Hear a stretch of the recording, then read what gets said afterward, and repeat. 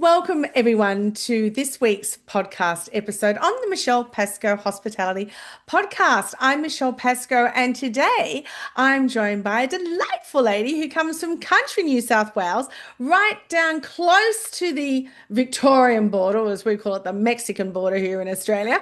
But she'll tell you a little bit more about that in a moment, because today my guest is Jenn Donovan, who is a renowned marketing strategist, best-selling author, and sought after speaker and media commentator on all things marketing.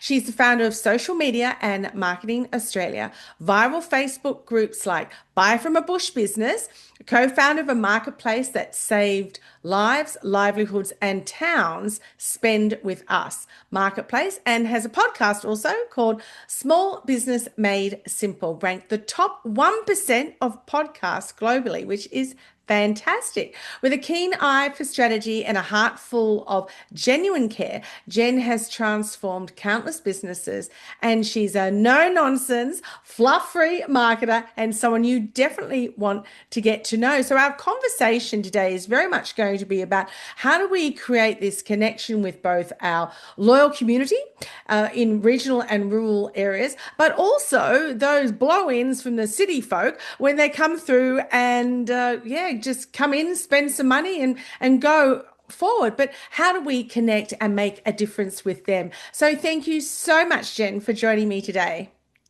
Thank you so much, Michelle. It is so difficult sometimes to sit there and listen to someone talk about you while you smile along, going, "Oh, who is that person? She sounds a little impressive. Right? I should get to know her one day." I wrote that. Yes, exactly. But I'm so pleased to be here and to have a bit of a chat with you. Thank you so much for having me on. I'm really going to look forward to it. So we've got some questions, but as I've just said to Jenn before I hit record, I usually go off on lots of different tangents and it's going to be a great conversation. So let's get started with this conversation about, rural, regional areas and just communities that are scattered throughout all countries in all parts of the world. So you've built these viral communities, Jenn, like Buy from a Bush Business and Spend with Us. What are the core ingredients for creating a community that's engaged and fiercely loyal, not just passive followers? And I think that's probably a question for all business owners, whether they're small or large.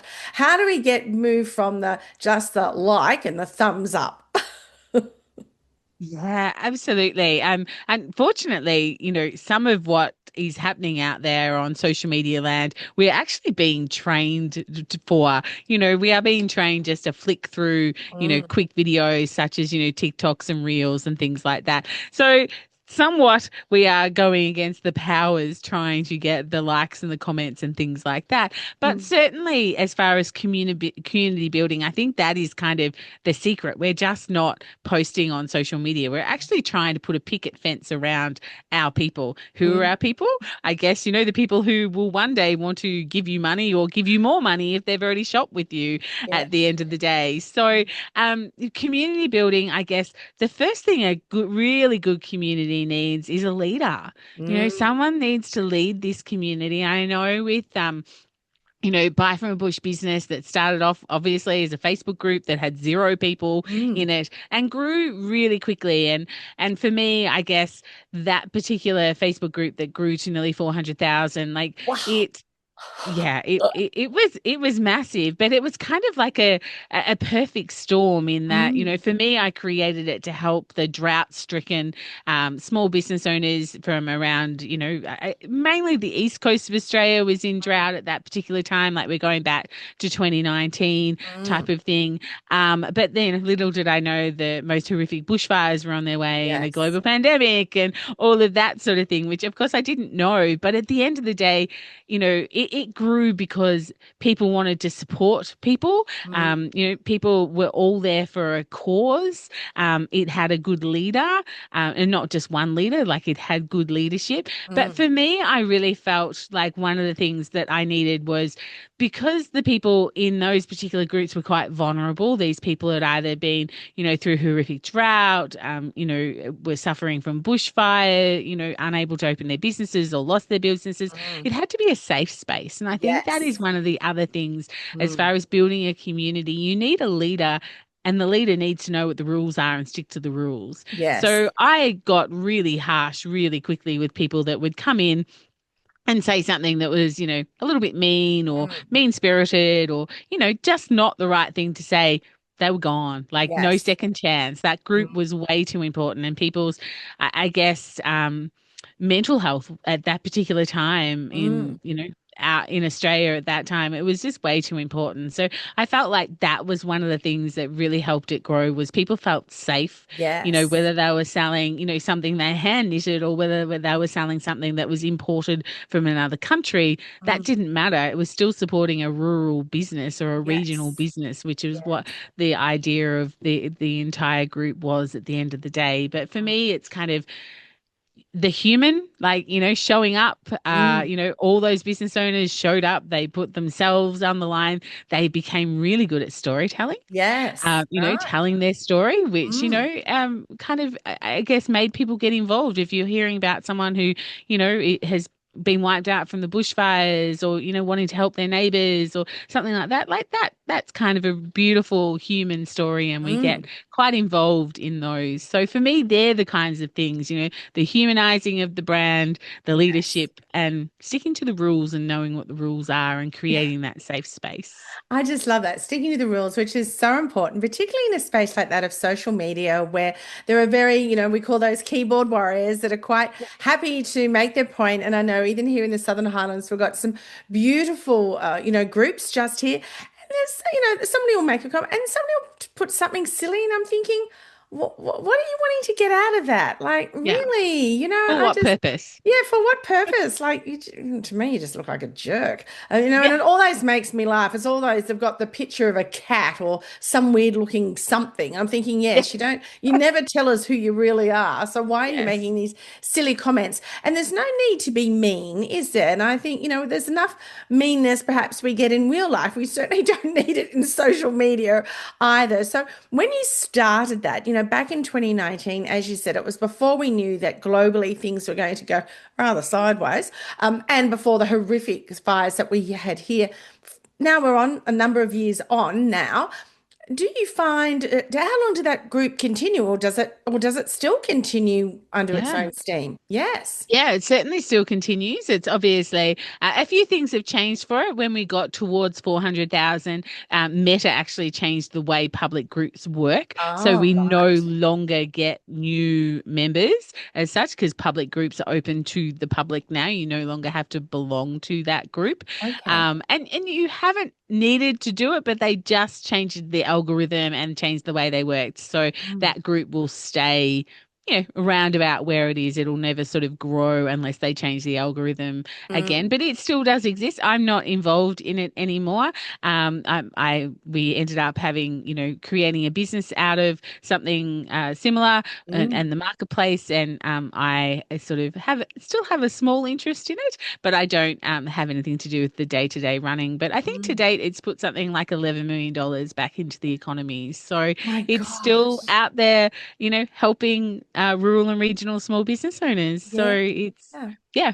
And unfortunately, as we know when we live in the country, um, something's going to happen. Yes. And there Yes. will be another reason to support those business owners, unfortunately, touch Yes, wood. yes, yeah, and as we've seen the most recently with the floods, if it's not one thing, Mm. it's another, and it's not just here in Australia. Canada's having No. fires, or we see this all around the world. But what an amazing, achievement for you, Jen. There you were all those years ago, thinking, "Oh, I'll just start this off, and we'll see how it goes." I'm Yes, sure that was that sort of thought. exactly. But $11 million and 400,000 people later, it's just amazing what one person can do by Mm. just going, you know what, I'm just going to make this group and Yeah. let's see what Yeah. happens, and it Yeah. just grows. And this is very much about marketing, isn't it? It's building these communities of people of trust, moving them from just customers to those loyal customers, and then our advocates. So let me ask you, when we look at particularly registered clubs within, in any area, but particularly in remote and rural areas, they are usually that hub where people come to Yes. during crises. They're a place where communities can join together, and whether there's somebody by themselves, they can sit and enjoy the company of others from a distance, or be involved to whatever level that they wish to be. But we do find that clubs often struggle to stand out in a crowded market. From a marketing strategist's perspective, how can clubs define and communicate a brand personality that attracts and retains loyal members? Yeah, what a great question. And, I live on the border of New South and Victoria, and we have some great clubs here. In Mm, fact, anyone who knows the history of Victoria would know that the New South Wales clubs where everyone came to do their gambling before yes. Victoria legalized it in the 1990s. So our clubs were massive, and Mhm. have been massive for many, many years. I find as I travel around and go to different clubs, I find that. The one thing that I think helps them stand out is knowing what they want to be famous for. And I think Mm, this, like, and I'm not talking Kardashian famous here. We're yeah. talking about famous within, within their communities or Mm, within their audience that they want to attract. And I find that lots of them don't necessarily have that personality or that purpose or mm, something like that. Like here, we have the water ski club, so it's yes. quite famous for water Mm, skiing. Like we have the RSL club. It's famous for its returned soldiers and its allegiance to that, as well as lots of other different things that it does. And the golf club. So they've mm, got personalities and rightly or wrongly, those different personalities attract, certain populate parts of the mm, population, like the golfers, the more family orientated, sport mm, orientated families, etc., etc. But I do find that certainly, and having some understanding of, what you want to be famous for, there would mm. be I think most clubs somewhere along the line has probably done the vision and mission statement and the Yes. goals, but have they pulled them out? Have they Mm, dusted them off? Have they blown off the dust and gone, is that really us? Is that really our vision for mm, our club, for our community? If not, what do we need to do to change that? Again, if I went to a club and asked a staff member, would they know what the vision is? Would mm. they know what the mission is? Like, are these things part of the culture, or are they part of the tick box that we did the day we had to sit down and do a strategy with some Yes. clown from some capital city who came down and sat with us for a day to get it right and tick box? Like, I think that to me is, in that, what do you want to be famous for? And that's what I would say to every small Mm, business owner, whether it's a club or, someone who works from home. It's like, what do you want to be known for? Because yes. that is where your messaging comes from. That is where, your marketing can come Mm, from, all of that sort of thing. But also putting personality and people behind these brands as well. mm, Um, some clubs do it really well and they do have a bit of a personality behind them, but some really do hide behind their logo yes. and just become a club. Yes, yes. And you're right. I think the venues that I've worked with, over the last 3 decades, those that really live the vision through the values and the leadership and all the team is, modeling the behaviors and actions for those values. It really connects them and it's so I mean, they've always been there for communities and, supporting the local soccer team or the football group Yes. or the netball, etc. But we've seen so much more of in-depth and really from a long time now, but more so about connecting, yes, with national organizations for, raising charity, but really getting deep into, well, what does my community need? How can I help them? How can I help the community? They don't have to be members of the club. And how can we help them? And I know that, during COVID, one of the clubs that clients of mine are Club Taree, and Paul Allen, the CEO there, and they have a wonderful team. One of the members rang them up and said, look, we have a number of people here in the Taree area that need to go to Newcastle for the cancer treatment each week, but they're just not able to get there. Look, they're not members of the club. How could you help us? Now, Paul didn't even have to ask twice before the team shot up their hands and said, hey, we're here. And they did, multiple trips every week. These young people in particular, but, all the team, but particularly the young ones just going back and forward. And that's where I saw that really strong connection with community, not wanting anything back, but getting people to know, even those who perhaps had never gone into the club before, seeing Yes. this is what we do. We're here Yeah. for you. I think the biggest thing we find, and as I've said, I've been with the industry for over 3 decades, is they don't tell enough of the story. And I Yeah. want to ask you about this storytelling. We, yes, hide behind the logo, but I don't think that they just don't know how to tell that story. We are starting to see a few of them marketing it, not just saying, well, this is what we do, on Anzac Day, but more so, which is so important. But what else do we do in that Mm. whole year? So, how does storytelling play in building that lasting engagement with in a club environment? And how can leaders use stories to team members, to advocates? Because we've got so many different generations, 4 generations in the workplace now. And for many of them, it's their first job. They come in as this 18-year-old. They don't know the stories behind it. So, what are your thoughts about storytelling? Yeah, look, our ancestors, wherever you come from, have been using stories for centuries to help Yes. us remember things. So storytelling is certainly really important because you can set up a set of rules or Mm, you can tell me a story, and I know which one I'll probably remember the most. I mightn't yes. remember everything about the story, but I'm probably going to remember the point that you were trying to make with the story. So it Yes. is really important. And I think leaders who are good at not only telling the story of their workplace and their own experiences, but bringing out the storytelling in other people and showing other people the power of that storytelling, is really important. Mm, And sometimes I think, that perfect example you used there about, helping people, by offering rides and running cars up and down the coast and things like that. And one of the things you said was, and they didn't want anything from it. mm, And I feel like that is something very Australian, very country orientated, but it's like it's okay if you do want something from it. It's okay if you do want to put that in your local mm. newspaper or put a post out on social media or put it in your newsletter to say this is one of the values of the club and this is Yes. one of the ways that Mm, we actually use those values in our everyday life. Like I feel like sometimes we have that tall poppy syndrome type of thing where we're like, oh, it's just something we do. And it's just like, stop being your own best kept secret. Like put yes. it out there, tell people what it is that you are doing, not necessarily in a, guess how good we are way, Mm, but in a storytelling, in a very I guess a natural way of just showcasing who you are and the yes. values that you have. Mm, And storytelling is one of those ways that you can get that across 100%. Like, I think for anyone who's listening, being able to articulate your story mm. is just so important from a marketing point of view, as well as lots of other point of view. But everything's to do with marketing with me. So That's right. But you made a great point.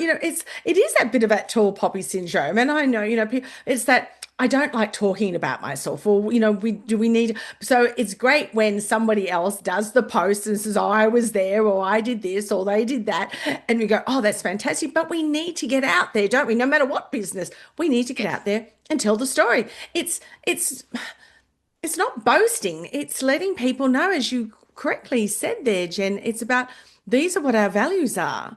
And this is Mm. how we're actually living those values. So I think that was a really key point. Thank you for that.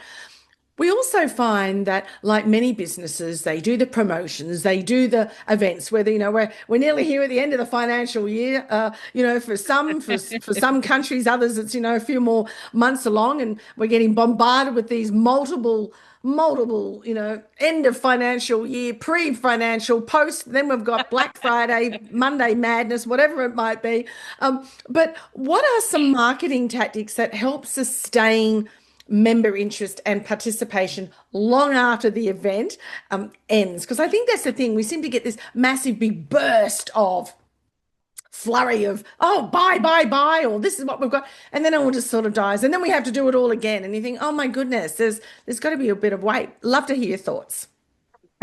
So for me, I guess having a marketing strategy and understanding sort of the ebbs and flows of your sales within the year can Mm, actually help do. have a little bit more longevity around things. But I also find sometimes that, and awards are a great example of this. Mm. You might win an award, your club might win an award, and you go to the award ceremony, and we kind of looking through social media and up pops, the CEO and the CFO, and they're beautifully dressed and they've Mm. got a trophy, and it's talked about, and then we never talk about it again. Again. It's kind of like there was no lead up. There was no, we are a finalist in, and we're really proud to be a finalist in because our Yes. club represents X, Y, and Z. Today's the day we go, blah, blah, blah. Tonight's the night. Tomorrow, here's the photo afterwards. And, 3 months ago, we won this award and we thought that we won it for this. But now, on reflection, we can see that blah, blah, blah, blah, blah. And in Yeah. 12 months' time, this time last year, we were the winners. Mm. Congratulations to all the new finalists. Blah. Like it's just, Yes. it seems to be, we've done that. That's our piece of content. See you later. What's the next piece of content? And whether that is an award or whether that is your end of financial, well, that's probably a little bit too much. But, maybe it's kind of, your Sunday promotions that you've done or Yes. Yeah. something midweek. And it's like, we've talked about it once and we don't ever need to talk about it again. Yeah. There's no post photos. There's no, um, I guess testimonials from people who really love the day or little Yes. videos, or Mm. I feel that that is the thing that we don't do well is we Mm. are kind of a bit of a tick and flick, we've done it, tick, okay, what's Yes. next type Yes. of thing. Whereas, there is so much left, I guess, what the old saying, there's so much money left on the table. Yes, yeah. And it's a bit like that rinse and repeat that you hear so often in marketing, isn't it? And it's not rinsing and repeating and just doing the same old, but it's repeating, well, what's worked really well. And as you correctly said then, Jen, have the conversations afterwards because it's like, oh, well, we pop up on the day, there's the trophy, or there, well, there we are, or we're a finalist, and then we hear crickets, we don't hear anything else. People forget. So it's just a great way for that continual connection and getting to see the behind the scenes, so to speak, too, as well. Like, Absolutely. and you could talk Yeah. about, well, what did you do to become a finalist instead of just having, well, this is the name of the organization that's nominated us, or oh, this is what we nominate. What have you done? What do you continue to do? So, thank you for Yeah. sharing that because I think, yeah, sometimes it's just that one stop. Well, we've done that, and Yeah. Yeah. Or you've oh, supported the local netball team, the local football team, and there's one yes, post about the fact that you donated possibly thousands of dollars, but you've never been out there to watch a football game, or you've never been to cook the barbecue for the netballers, or mm, to hand out the sausage rolls at the end, or the yes, oranges, or whatever they have. Like, it's a tick and flick thing. It's mm, like, I did that, but, where's the power in it? The power is yes. in the longevity of it. Yes, definitely, definitely. Um, Now, in your blurb there at the start, it said you have a no fluff approach. One of the most common marketing mistakes that you see in clubs or community-based organizations that they make when they're just trying to foster loyalty.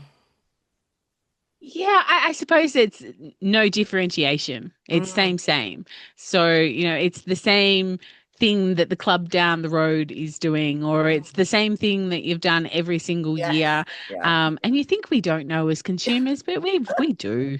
We have pretty good memories too. So for me, it's like that no differentiation Mm, of what you're actually doing.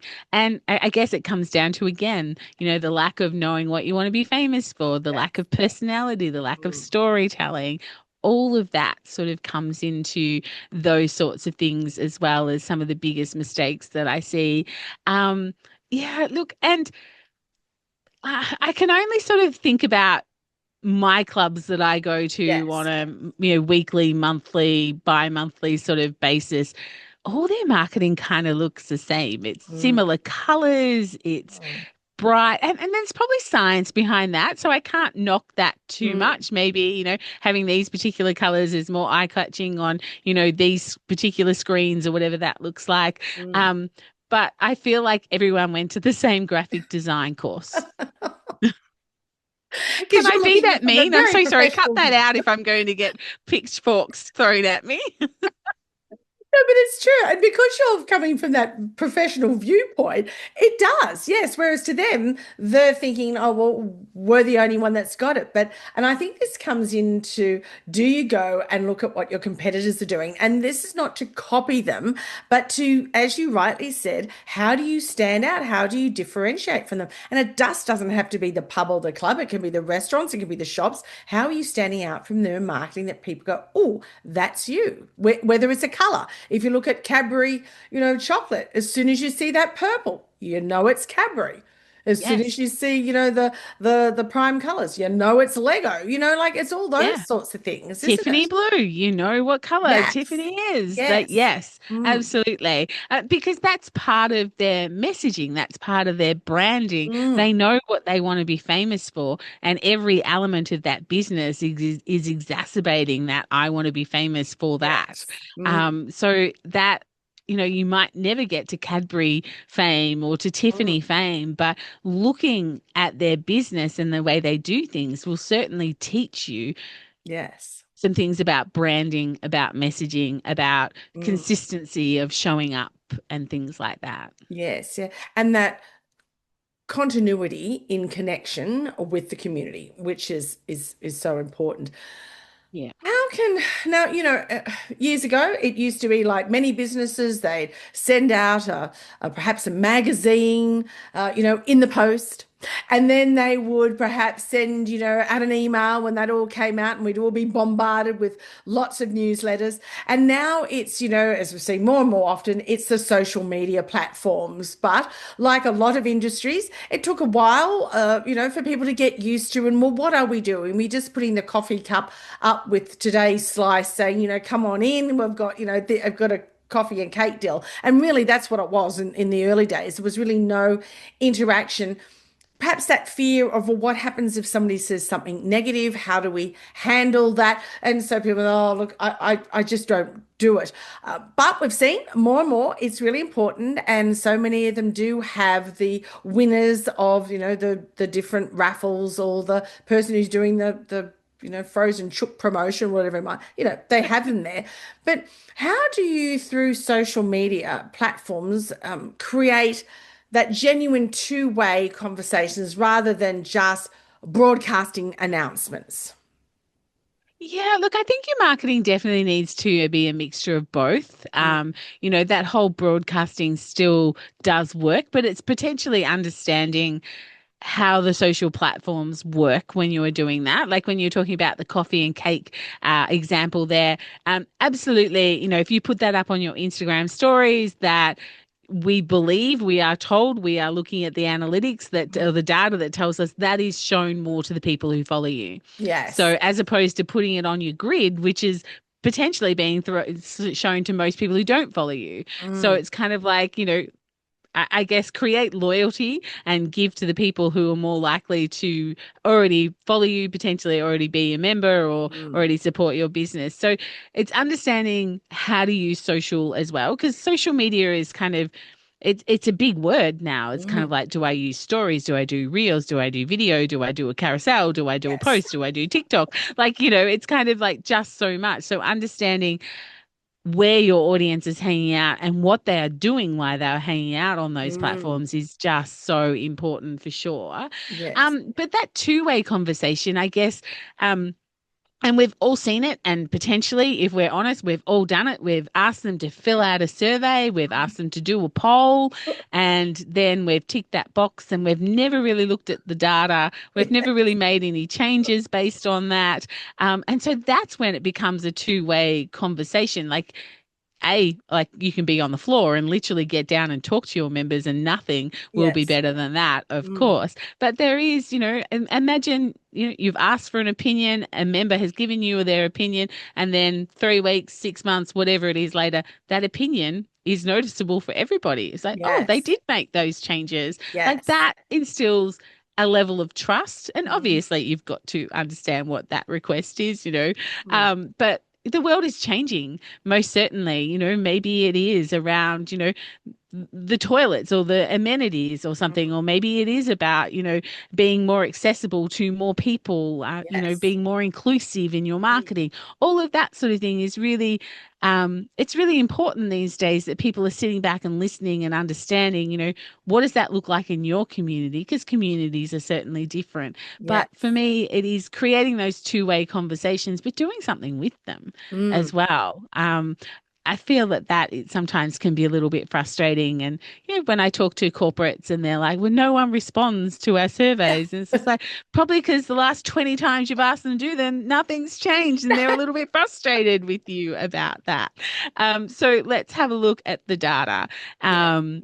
Yeah. So I guess, there's the get down, shake hands. There is, even doing polls on your Instagram stories, Mm. if you want a particular question answered, or for engagement purposes, do you like A or B? Would Yes. you like free coffee cake or free carrot cake or free chocolate with your, Mm. free coffee or something Yes. like that? Yeah. So, yeah, I feel like just having the two-way conversation is only half of Mm. possibly what you need to do. Yes, yeah. Thank you for that, Jen. I was just thinking, as you were talking, for businesses in remote and rural areas that they get to see and go on the floor or they're talking across the counter, no matter what the business is, and know many of the regulars. Do you feel that that social media interaction is great for the locals, but and those regular followers, but also gives them an opportunity to, particularly if they're in an area like you were saying, where people come, it's that destination point that they can share their stories across social media and various digital platforms to connect with those that may not even have been to their little town or being, that they just think it's just they're going to breeze through. So they can give them a little bit of a bit of a teaser. If you're coming this way, this is what we've got. Do you think, they could do that? Do they do that well, or could they do that a lot better? Look, I think some people do that extremely well. Mm. Absolutely. Like I know myself where I've been sitting down, dead scrolling on a Friday night, and it's kind of like, oh, we should go to that pub on the weekend, or we should go Yes. over to this club. Have you seen Mm. they've got this on, or they've got this activity? My kids are a little bit grown up now, but when they were younger, it might have been around something that was happening there, or it Mm. might have been around, they might have had really good dumplings, and I'm like, oh, Yes. I love a good dumpling. Let's go for a drive and try their dumplings. Like, they're trying to be different. They're trying to be famous for something. But again, that storytelling, sometimes depending on, what business you're running and who your ideal client is and everything like that. Sometimes I talk about your Facebook page is Mm. kind of like a bit of a resume for you. So a Mm. visitor comes to town, it's just like, where should I eat?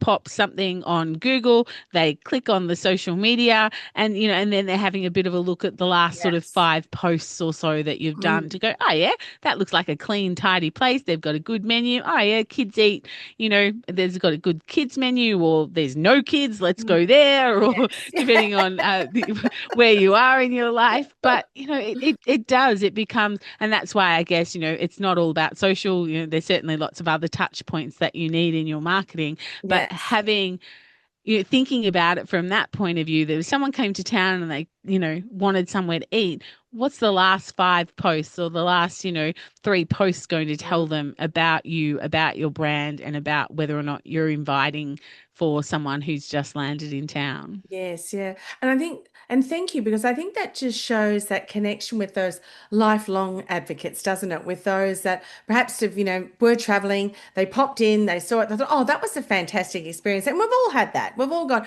my gosh, that was a great meal, great service, whatever it might be. And then we leave that town and we never remember about it again. But for some reason, we say it out loud at home, and all of a sudden it starts popping up in our feed again. So oh, those little scary ears out there that we can't Yes. see.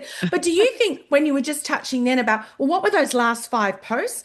Because that's what people are going to see, aren't they? All of a sudden it comes up on their feed again. They go, oh, yes, that's right. We're heading back out north. Let's pop in there because we did have the great ABC, whatever it is. But you will go back instinctively and see, well, what's happening there now? So is that where Yeah. you're thinking is a great idea? Is that your suggestion as well? My idea is always great, Michelle, but Oh, we yes. can I should, move of course, over of from there. course.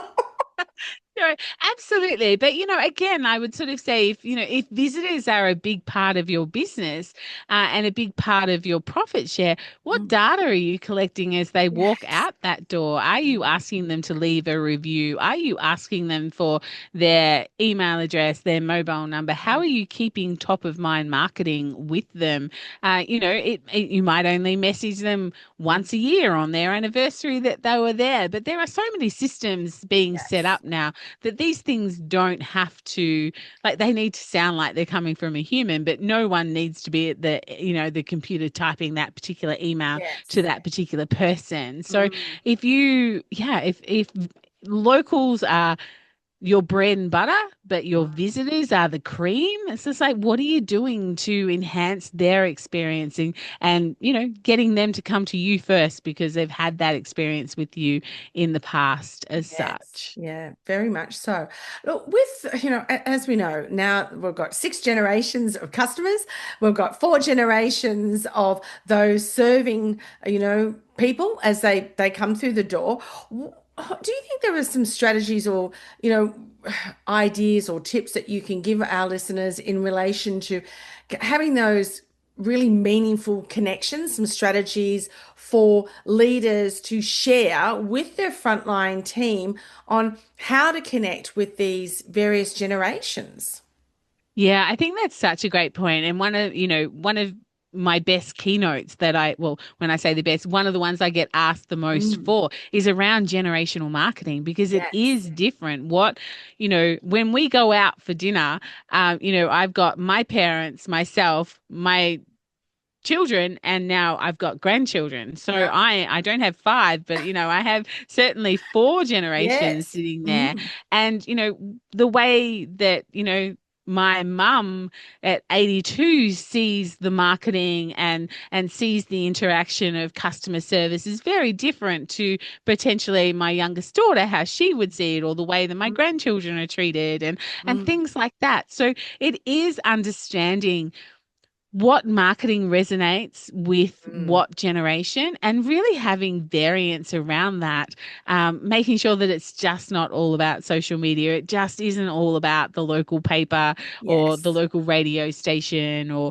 it's, not all print. It's, like all, you really do have to have a really good mix. Mm, And what that mix is goes back to, again, understanding who your ideal client is. And we yes. all have various ideal clients. Mm, And without sounding like a terrible marketing business person, it's like, where's the money? yes. Because they are the people that you should spend the most amount of time on. Mm. My, 2-year-old granddaughter, she ain't spending her money in your club for a little while. You still need to give her a great experience. But, whereas, my generation potentially, I'm paying for 3 generations worth of meals type of Yes. thing. So, I'm that person that potentially is worth more to you than other people. So it's kind of like, where's the money? And Yes. follow the money and make that part of your questioning of, well, we're doing all this marketing. Are we marketing to the right generation? Are Yes. we, and, Yes. and, Again, if you want to mix it up, if you're attracting, generation that is kind of like baby boomers, but you want to become the club for Gen Zs, Mm, then that's a different marketing yes. strategy and you need to mix Yes. it up so you start attracting the right crowd. So it's Mm, like, you know, that's kind of where the mix needs to be. But like everything, unfortunately or fortunately, comes down to the 3 questions. Who is your who? mm. Where do they hang out? And what do you want to be famous for? And if you can answer those 3 questions from a marketing point of view and continue to answer those questions and run the answers through those Mm. questions, then your marketing can only keep improving. Yes, I love those three. We're certainly going to have to pull those out and put them in the show notes, Jen, because I can't agree with you more wholeheartedly in the sense that I know some of the clients I've got and they just don't know who they're marketing to. It's Yeah. they've tried this. Oh, that hasn't worked. Then we'll try this and that hasn't worked. And then we'll try this. And you're thinking, it's like this oscillating and you can literally see the team going, which way is the CEO going to go tomorrow? And you can Yes. see, and the customers go, well, the last time I walked in here, they had a rock and roll band, or the last time I walked in here, it was just a bingo hall, or the last time whatever. But you do know when you study generations, as I know you do, Jen, that that 2-year-old granddaughter is a very strong household influencer, and she knows exactly when Nana will spend her money if she says she wants to go there. Mm. Yeah, yeah, like people need to realize, like, and without dropping names on the podcast, McDonald's isn't famous for their burgers. They're famous for their clean toilets. Yes, yeah, Like yeah. that is why, as a family, we stopped at McDonald's every time we traveled because I knew that they were going to have clean toilets. Mm. Like the food was subpar, the food was secondary. So it's kind of like, again, what do you want to be famous for? Yeah. And it was also you knew that hamburger would be the same whether you bought it in Darwin or Yes. whether you bought it in Paris or whether you bought it, in Victoria. It's the same burger. Although I must admit, when I did have one in Paris, it did have a bechamel sauce on it, which was quite yummy. I mean, that's another conversation. But you're right. Yes. We are known for those specific things, which is, Yeah. is so So, yeah. important. Yeah. Which is that what you were saying about my granddaughter does. She mightn't have the money, but she has the control of where we might be going because keeping her Yes. happy is going to be number one for a certain amount of time. Yes, yes, just enough time to enjoy a lovely meal. Look, we could chat all afternoon because I love all Oh, things yes. marketing and particularly for remote and rural areas where yes, sometimes we can forget about them or we just see them on the way through, but they are the backbone to our Australia, to our economy. We know that. And I've really enjoyed hearing about how you started up your Facebook group and making $11 million dollars and there's 400,000 followers. And now there'll be my audience saying, well, we may not going to have that reach globally through social media, but is there an actionable step, just one tip or strategy that you'd like to share with our audience on, well, how do they start, or perhaps if they've started, how do they stick with this connection through, whether it be social media or face to face? Yeah, great question. And I suppose, first of all, I would say, marketing needs to be a priority in everybody's business. Mm, Like it can't be a sometimes activity. It really does need to be an activity that you prioritize within the mm, business.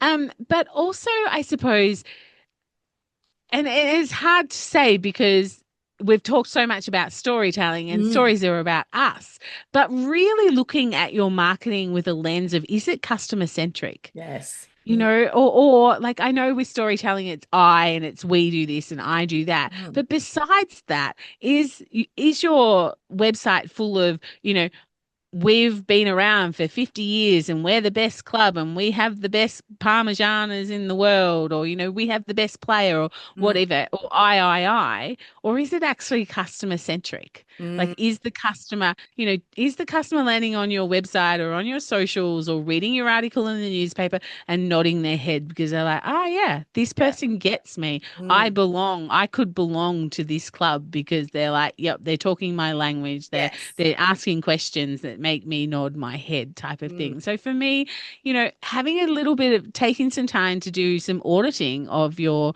marketing, or, I guess your website or your scripts or mm. captions, whatever that looks like, and just going, is this customer centric? Yes. And if you're not quite sure, cut and paste it into something like an AI machine, like a chat GPT or a Claude or something like that, and say, this is my target audience. Mm. This is what I've got written. Is this customer centric? And if not, Yes. how could I improve it? And Yeah. see what it spits out. Mm. I love that. You utilizing AI, but in a responsible way that is still your voice.